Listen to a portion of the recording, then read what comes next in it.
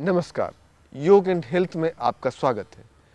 पेड़ से टूटकर फल को जमीन पर आते हुए कई लोगों ने देखा होगा, लेकिन सर आइजैक न्यूटन ने जब इसे देखा तो गुरुत्वाकर्षण के सिद्धांत के रूप में सामने आया। इसी तरह रसोई में भाप को ऊपर उठते हुए कईयों ने देखा होगा, पर जब जेम्स वाट ने इसे देखा तो वाष्प इंजन के निर्माण में तब्दील हो गया। प्रकृति में ऐसी कई असाधारण घटनाएं हर पल घटती हैं। कोई इस पर ध्यान दे तो महानता के सोपानों पर ऊपर ही चढ़ता जाता है, अद्भुत आविष्कारों को जन्म देता चला जाता है।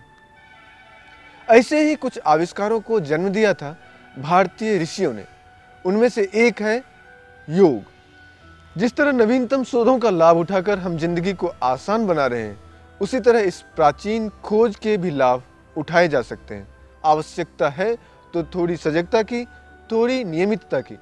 तो यदि आप भी इस प्राचीन शोध के माध्यम से स्वास्थ्य लाभ करना चाहते हैं तो आलस्य छोड़िए और हमारे साथ शुरू कीजिए योगाभ्यास।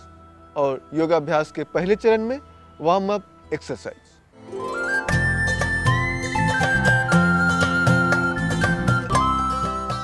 स्वागत है आपका एक बार पुनः योग और स्वास्थ्य के इस प्रोग्राम में। शारीरिक और मानसिक स्वास्थ्य को बनाए रखने के लिए आवश्यक है योगाभ्यास। आइए प्रारंभ करते हैं योगाभ्यास वार्म अप एक्सरसाइज से। दोनों हाथों को कोहनियों से फैला लेंगे। 1 से 10 बार कंधों का व्यायाम प्रारंभ करें। श्वास लेने के साथ हाथ ऊपर जाएगा, श्वास छोड़ने के साथ हाथ नीचे आएगा। ध्यान रखेंगे, फेफड़ों को पूर्ण प्रसार दें। एक्सपेंड करें चेस्ट, थोरैसिक रीजन एक्सपेंड होगा। श्वास प्रश्वास की गति पर पूर्ण ध्यान दें। क्रिया करते समय आगे से दोनों कोहनियां मिलेंगी, पीछे से दोनों हाथ मिलेंगे। 1 से 10 बार आगे से पीछे की ओर दोहराएं। इसके पश्चात पीछे से आगे की ओर विपरीत क्रम में 1 से 10 बार।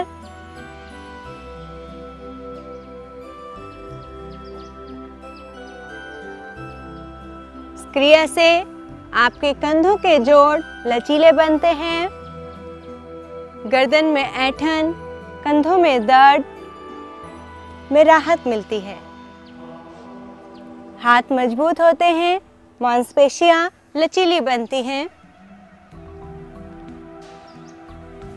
सारा विजातीय पदार्थ इसके माध्यम से दूर होता है। रक्त के संचार में तीव्रता आती है। हाथों की क्षमता, कंधों की क्षमता बढ़ती है। 1 से 10 बार करने के बाद विश्राम करें, शरीर को ढीला छोड़ें।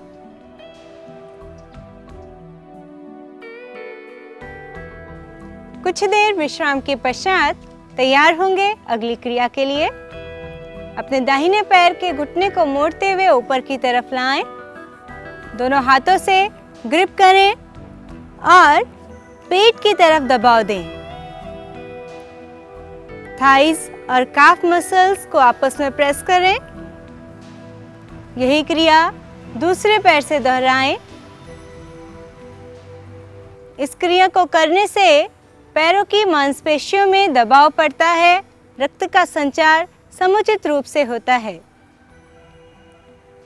लगातार खड़े रहने के कारण पैरों में जो दबाव पड़ता है, इस क्रिया को करने से उसमें आराम मिलता है। 2 से 3 बार तक करने के बाद प्रारंभ करेंगे अगली क्रिया एंकल मूवमेंट। पैर के पंजे को आगे की ओर लाएं। दाहिने पैर से प्रारंभ करेंगे। पंजे को ऊपर की ओर खींचें, नीचे की ओर दबाव दें। पंजा ऊपर, नीचे, ऊपर, नीचे। 1 से 5 बार करने के बाद क्रिया को चेंज करें। दाएं, बाएं, लगातार दाएं से बाएं इस क्रिया को करते रहें। 1 से 10 बार करने के बाद प्रारंभ करेंगे पूर्ण रूप से चक्र की क्रिया पंजे को पूरा घुमाएंगे 1 से 10 बार। उसके बाद विपरीत क्रम में 1 से 10 बार पूर्ण होने के बाद विश्राम दें। पैर को खड़े होकर विश्राम करें, शरीर ढीला छोड़ें। आप चाहें तो शवासन की स्थिति में भी विश्राम कर सकते हैं।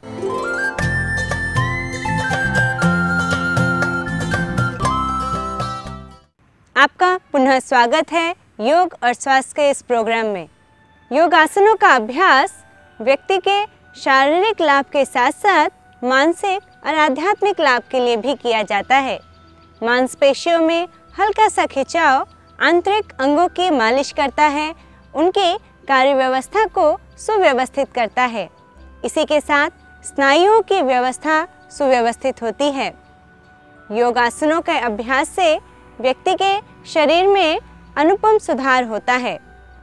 ऐसे ही एक योगासन के बारे में आज हम आपको जानकारी देंगे, जिसका नाम है आकर्ण धनुरासन।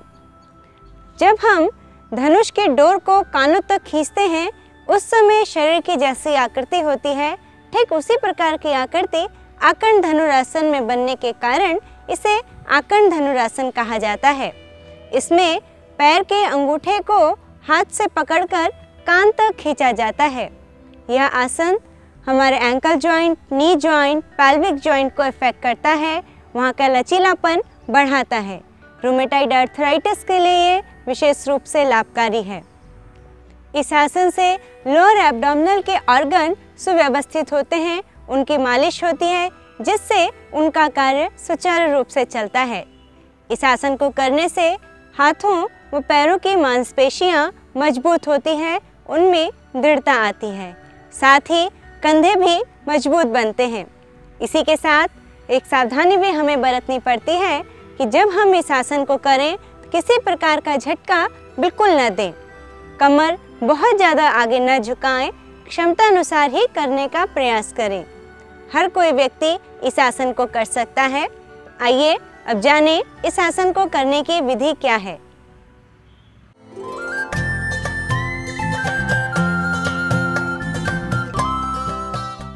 आकर्ण धनुरासन के लिए सबसे पहले लेंगे शारीरिक स्थिति। दंडासन की स्थिति में आए, दोनों पैर बिल्कुल सीधे सामने की ओर रहेंगे, दोनों हाथ बटक्स के पास, कमर गर्दन बिल्कुल सीधी।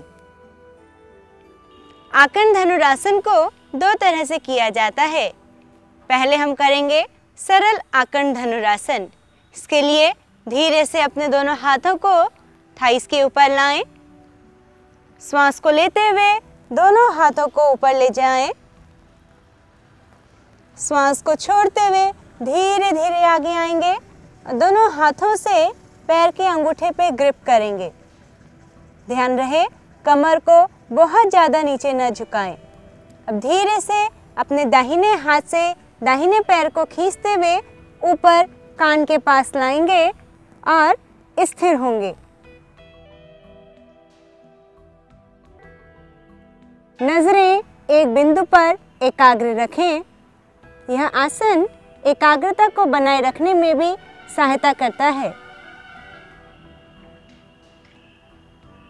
ध्यान रखें कमर को बहुत ज़्यादा नीचे न झुकाएं। क्षमता अनुसार रुकने के बाद धीरे से पैर को नीचे लाएं। इसी क्रिया को बाएं पैर से भी करेंगे।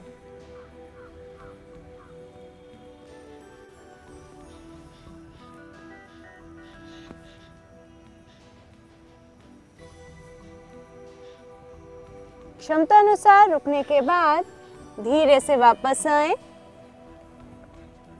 ग्रिप को छोड़ें। श्वास को लेते हुए हाथ ऊपर, अपर पोर्शन को स्ट्रेच करें।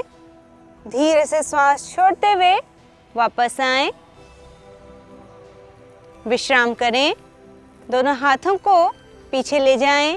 दोनों पैरों के बीच 1 से 1.5 फीट का गैप लें। गर्दन को एक साइड कंधे पे झुकाएं। आंखें बंद करें। श्वास प्रश्वास को सामान्य करें। शरीर की समस्त मांसपेशियों को ढीला छोड़ें।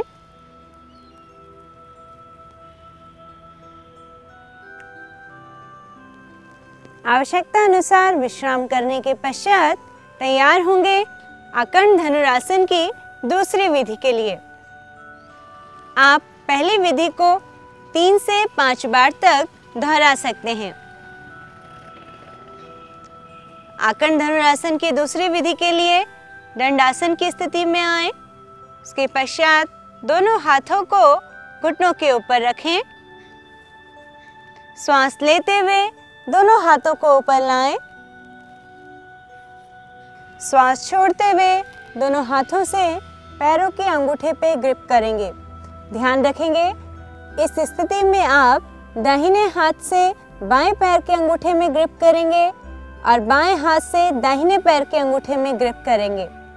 दाहिने हाथ से बाएं पैर के अंगूठे को खींचते हुए आप कान के पास तक लाएंगे और इस स्थिति में स्थिर रहेंगे। नजरें सीधी सामने की ओर रहेगी। दृढ़ता बनाए रखें। स्थिर रहने का प्रयास करें।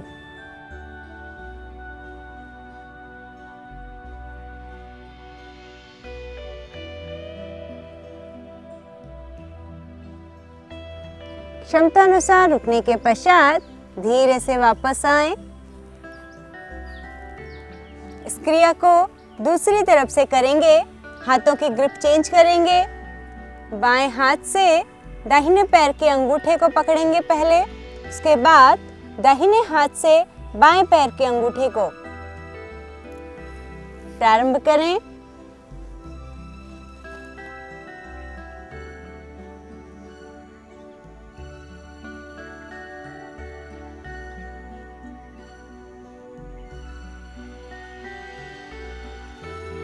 क्षमता अनुसार रुकने के पश्चात पुनः वापस आएं।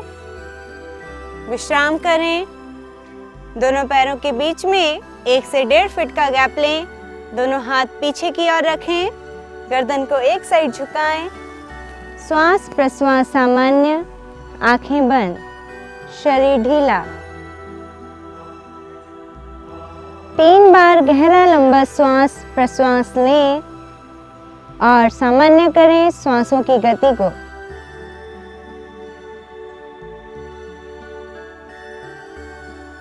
विश्राम की स्थिति में शरीर के उन अंगों पे अपनी सजगता को बनाएंगे जिनमें आपको संवेदना लग रही है।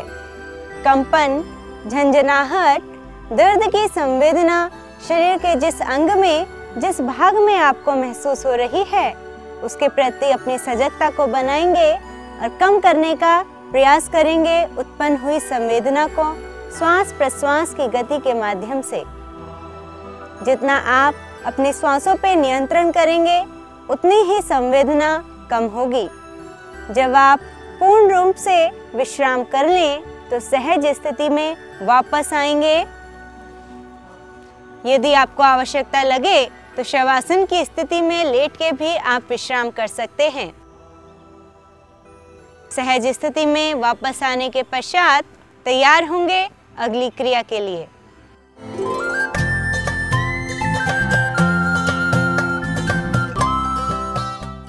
योग एंड हेल्थ के डिजीज सेक्शन में एक बार फिर से स्वागत है।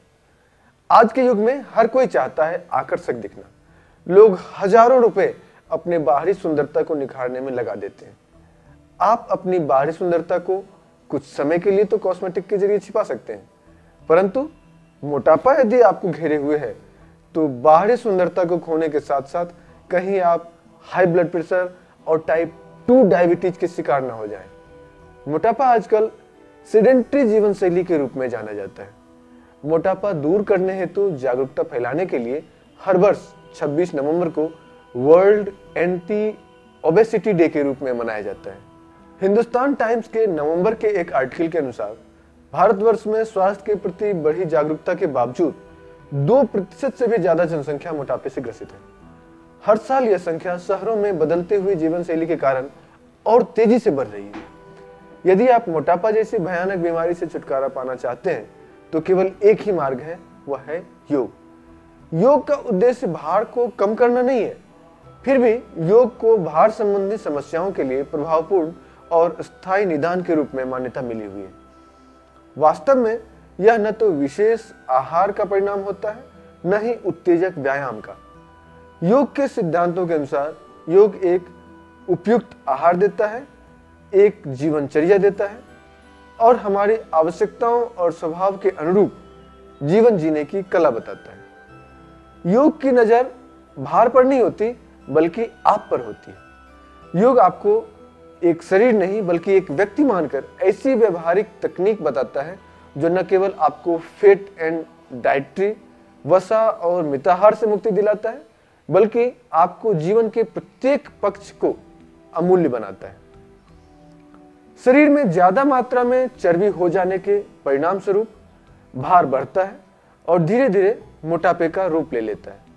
मोटापे के कारण शारीरिक कार्य करने की क्षमता घट जाती है। मोटापा रोग से ग्रसित व्यक्ति को किसी भी गति के लिए ज्यादा ऊर्जा खर्च करनी पड़ती है, जिससे वह बिना हिले डुले ही अपने कार्य को पूरा करने की सोचता है और शरीर को कम गति देता है, जो कि मोटापा बढ़ाने का एक मुख्य कारण है। धीरे धीरे उसका काम करने का उत्साह भी कम होता जाता है। मोटापा शारीरिक, मानसिक और भावनात्मक होता है। मोटापा बेसिकली दो कारणों से होता है, पहले शारीरिक और दूसरा जीवन शैली। यदि माता पिता मोटे हों तो वंशानुगत होने के कारण भी मोटापा हो सकता है। जैसा कि आप देखते हैं कि बचपन से ही कई बच्चे बहुत मोटे होते हैं। पाचन क्रिया में गड़बड़ी होने के कारण भी आप मोटापा का शिकार हो सकते हैं। मोटापा थायराइड एवं पिट्यूटरी ग्लैंड के इम्बैलेंस होने पर भी हो सकता है, जिससे शारीरिक अंगों की क्रिया में परेशानी आती है, क्योंकि फैट उनके स्थान को घेर लेता है और भोजन से पौष्टिक तत्व को लेने और मेहनत करने की क्षमता को कम कर देता है। चर्बी के कारण शरीर के भीतरी तंतुओं की गंदगी खून में मिलकर बाहर नहीं निकल पाती, जिससे मोटे आदमी की उम्र कम हो जाती है। साथ ही मधुमेह, हृदय रोग, कब्ज, आर्थराइटिस आदि अनेक प्रकार की गंभीर बीमारियों की संभावना बढ़ जाती है। नर्वस सिस्टम में इम्बैलेंस भी मोटापे का कारण हो सकता है। भावनात्मक व मानसिक क्रियाओं में असंतुलन भी मोटापे की जड़ कही जाती है। इसके कारण व्यक्ति में तेजस्विता की कमी, मानसिक सुस्ती तथा डिप्रेशन होने की संभावना बनी रहती है।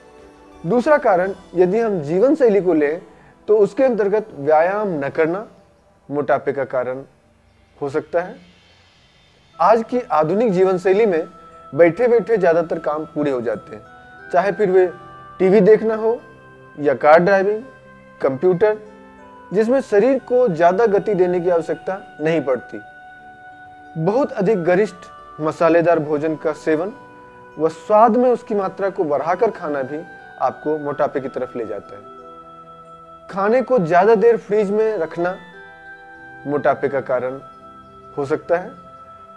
अपने प्रतिदिन के कार्य को पूरा करने के लिए हमें कैलोरी की आवश्यकता पड़ती है, जो कि भोजन से प्राप्त होती है। लेकिन यदि हम ज्यादा कैलोरी लेते हैं और खर्च कम करते हैं तो ऐसी स्थिति में भी हम मोटापे के शिकार हो सकते हैं। यदि आप सचमुच मोटापे को दूर करना चाहते हैं तो केवल एक ही उपाय है, वह है नियमित योगाभ्यास। योग का अभ्यास आप सदैव किसी कुशल मार्गदर्शक के निर्देशन में ही करें।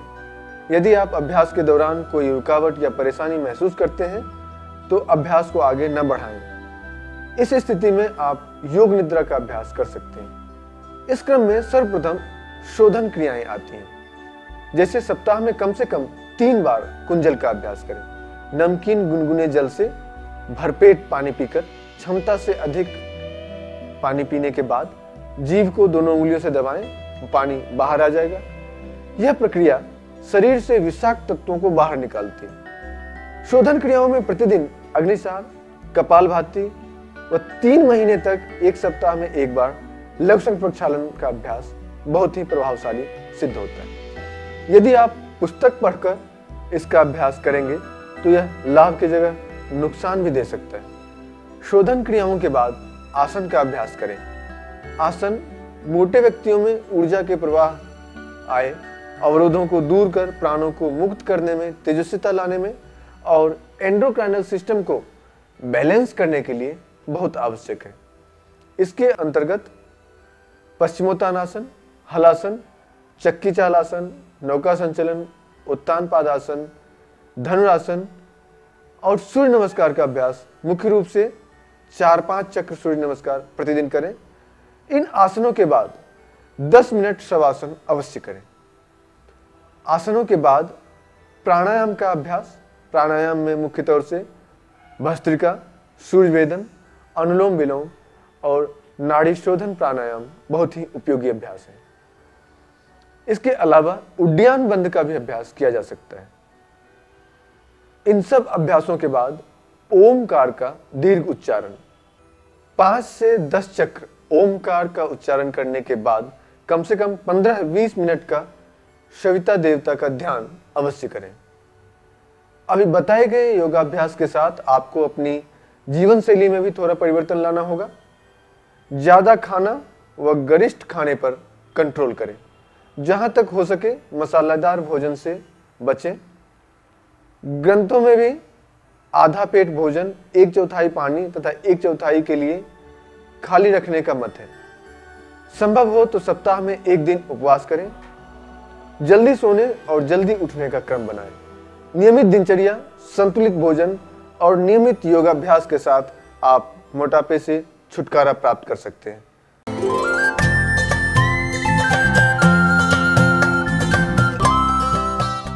योग और स्वास्थ्य के इस कार्यक्रम में आपका पुनः स्वागत है। हठ योग के अंतर्गत शुद्धि क्रियाओं का विशेष महत्व है। शुद्धि क्रियाओं को आसनों के अभ्यास से पूर्व किया जाता है। शुद्धि क्रियाएं हमारे शरीर में उत्पन्न वात, पित्त, कफ के असंतुलन को संतुलित करती हैं। हठ योग में 6 शुद्धि क्रियाओं का वर्णन मिलता है: धौती, वस्ती, नेति, त्राटक और कपालभाति। यदि आप चाहते हैं आपकी आंखों की रोशनी बढ़े, आपके कान, आँख, नाक संबंधित विकार दूर हो, तो आइए आज हम आपके लिए लेके आए हैं जल नेति की क्रिया। जल नेति की क्रिया जल के माध्यम से की जाती है। हठ योग के ग्रंथों में 2 प्रकार से नेति क्रिया की जाती है। एक जल के द्वारा, जिसे जल नेति कहते हैं। दूसरी सूत्र के द्वारा, जिसे सूत्र नेति कहते हैं। सूत्र नेति से पूर्व जल नेति की क्रिया की जाती है। जल नेति की क्रिया हमारे लिए विशेष लाभकारी होती है। इस क्रिया से कफ संबंधी विकार दूर होते हैं, नासिका की अशुद्धि दूर होती है। साथ ही यदि आपको साइनोसाइटिस की बीमारी है, जुखाम है, तो इस बीमारी में विशेष रूप से लाभकारी होती है नेति की क्रियाएं। इसी के साथ कुछ सावधानी भी हमें इसमें बरतनी पड़ती है। इसके अभ्यास को हम वैसे तो नित्य प्रतिदिन कर सकते हैं, लेकिन यदि आपके नासिका से रक्त का स्राव होता हो और ऐसी कोई विकृति हो, क्रॉनिक विकृति हो, तो आप इसका अभ्यास न करें। साथ ही इस बात का विशेष ध्यान रखें, जब आप जल नेति का अभ्यास कर रहे हों तो पानी का प्रवाह आपके नासिका में ही होना चाहिए। यदि पानी का प्रवाह आपके गले में भीतर की ओर जा रहा है तो जल नेति के पॉट को थोड़ा सा एडजस्ट करें। इसी के साथ जल नेति क्रिया के पश्चात छौंकनी क्रिया की जाती है, जिससे अंदर मस्तिष्क में रुके हुए पानी को पूर्ण रूप से बाहर निकाल दिया जाता है। नासिका को शुष्क किया जाता है। यदि ऐसा न किया जाए तो पानी भीतर ही रहता है, जिससे सिर दर्द होने की संभावना बन जाती है। इसी के साथ विशेष ध्यान रखें, जब आप छौंकनी कर रहे हैं, जब आप नासिका को शुष्क कर रहे हैं, तो अतिरिक्त तीव्र प्रवाह के साथ रेचक न करें। इससे अनावश्यक दबाव आपके मस्तिष्क में पड़ता है, जो कि हानिकारक हो सकता है।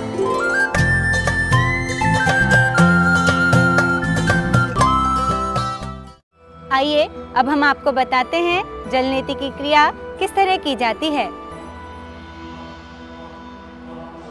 जल नेति की क्रिया के लिए आवश्यकता होती है नेति पॉट की। नेति पॉट विशेष रूप से बना होता है। स्टोटी की आकृति इसमें आगे से लगी रहती है, जिसे कि हम क्रिया करते समय अपनी नासिका के छिद्र में सेट करते हैं और इसी के थ्रू जो पानी का प्रवाह है दाहिनी नासिका छिद्र से बाईं नासिका छिद्र की ओर जाता है, बाएं से दाएं नासिका छिद्र की ओर जाता है। अभी हम करके दिखाएंगे कि किस प्रकार इसको किया जाता है। इसके लिए दूसरी आवश्यकता है गर्म पानी की। गुनगुना पानी, साथ ही उसमें नमक डाल के इस क्रिया को किया जाता है। नमक बहुत ज़्यादा तेज़ न डालें, आंसू के बराबर गुनगुना और नमकीन पानी का प्रयोग इसमें किया जाता है। आइए प्रारंभ करते हैं जल नेति क्रिया। क्रिया को प्रारंभ करने से पूर्व ये ध्यान रखेंगे कि आप पॉट को इस तरह से पकड़ेंगे, उंगलियों के माध्यम से निचली तली को पॉट की पकड़ेंगे आप। इसके साथ पॉट को नासिका के छिद्र के पास लाएंगे, कमर गर्दन सीधी रहेगी। थोड़ा सा जब आप पॉट की नली को नासिका के छिद्र में लगाएंगे, हल्का सा गर्दन को इसके अपोजिट डायरेक्शन में झुकाएंगे। जब आप लेफ्ट साइड से स्टार्ट कर रहे हैं तब आप राइट साइड गर्दन को झुकाएंगे, जब आप राइट साइड से करेंगे तब आप लेफ्ट साइड झुकाएंगे। आइए प्रारंभ करें।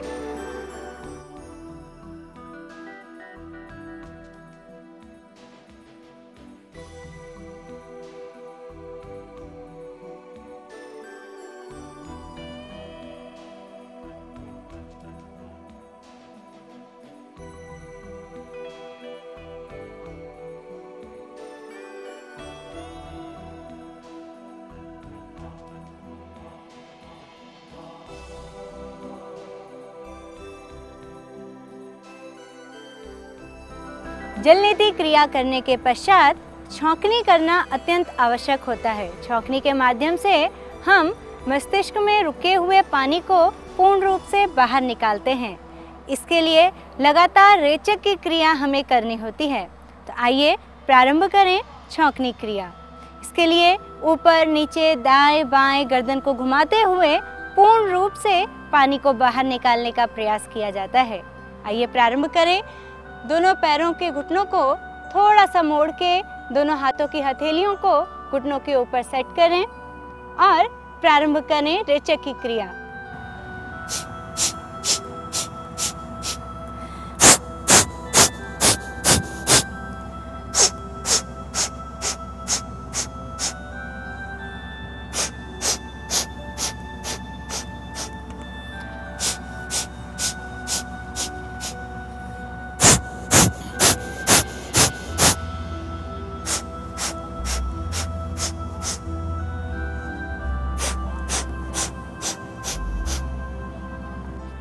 इस प्रकार से 2 से 3 बार तक आप क्रिया को दोहराएं। इसके बाद शांत खड़े हो जाएं, आंखें बंद रखें, कुछ देर विश्राम करें।